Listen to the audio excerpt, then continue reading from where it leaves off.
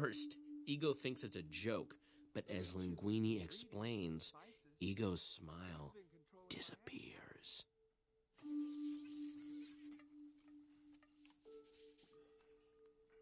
He doesn't react beyond asking an occasional question.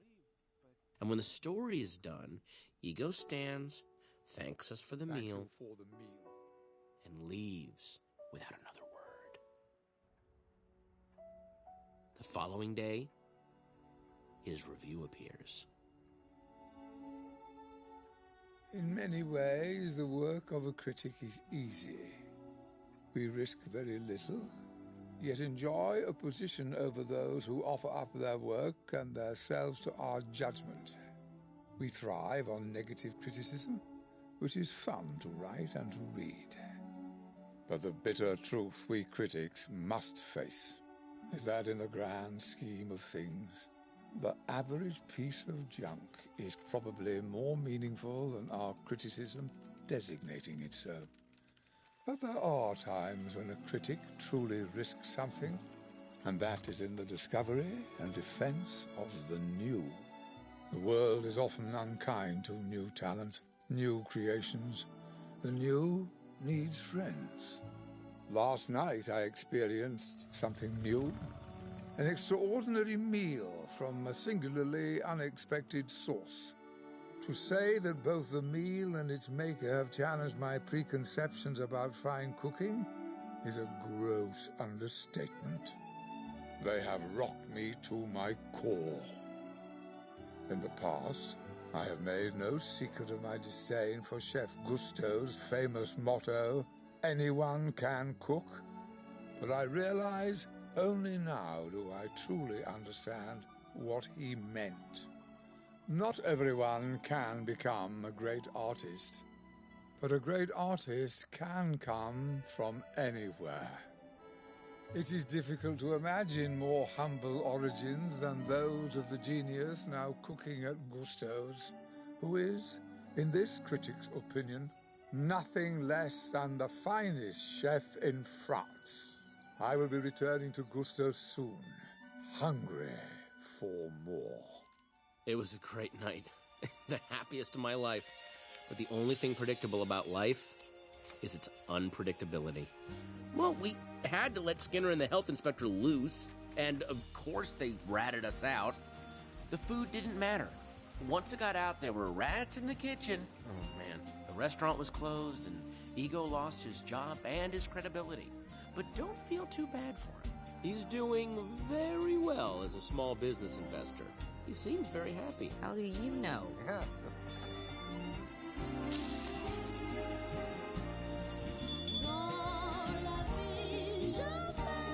Gotta go. Dinner rush.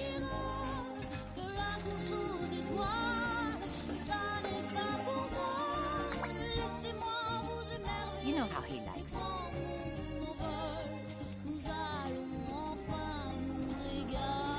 Thanks, little chef.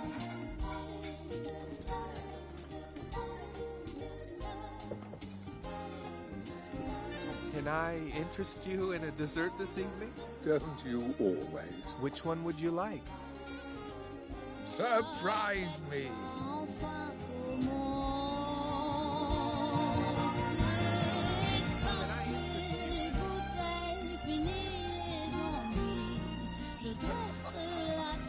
Hey, believe me, that story gets better when I tell it. Okay? Come on, bring some food over here. We're starving.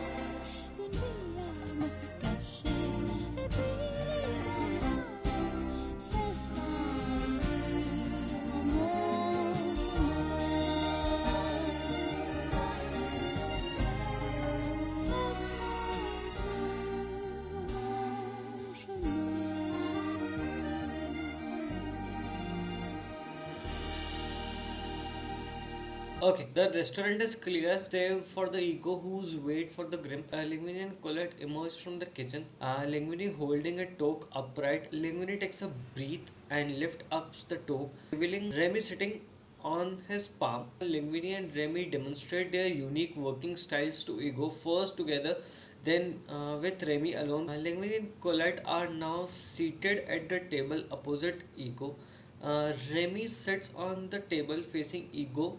Finally, Ego gets up and bows slightly until finally he sat down at his desk and began to write. Linguini and Colette emerged from Gusto's kitchen. No one knows what to think. Colette and Linguini hugs anyway. In the alley behind the kitchen, they strange and head to the repetitive homes above and below to the street of Paris. Only Remy stays as we dissolve between Linguini, Colette, Emils, and Nicho and see that no one, rat or human, is able to sleep this night. Remy is staring at the Eiffel Tower as sky creeps into dawn. Voice continues as Colette and Linguini reads Ego's review. Colette and Linguini hugs gathered with them in Gusto's kitchen. Remy and the Rat Clan's chairs. A board worker for the Ministry of Health pasted close notice over the front of the door of Gusto's. Now we are in the tiny, warmly lit little room. A group of rats, including Dingo and Emils, are sitting around a basket which has been overturned and covered with a napkin. Remy finishing his story. Seated next to Remy, a teenager rat. Remy smiles and points through the small windows into the main dining room. There's Anton Ego. A small bell ring. Remy glanced down into the kitchen. Colette is looking at him. Remy nods and quickly, expertly finishes the presentation, takes the place into the dining room and delivers it to Ego. Ego grins, turns towards the window in the kitchen down where Remy is watching and calling out. Remy signals Ego in the affirmation and goes off to create something delicious. Camera pulls away from this happy scenes to reveal a bistro jammed with open-minded foodies. Camera continues out of the window, so we are. A long line of customers had formed outside. An elegant metal site comes out in a view, featuring a rat wearing a chef toque. Okay, that's all for us today. See you in the next video. Chill and keep diving.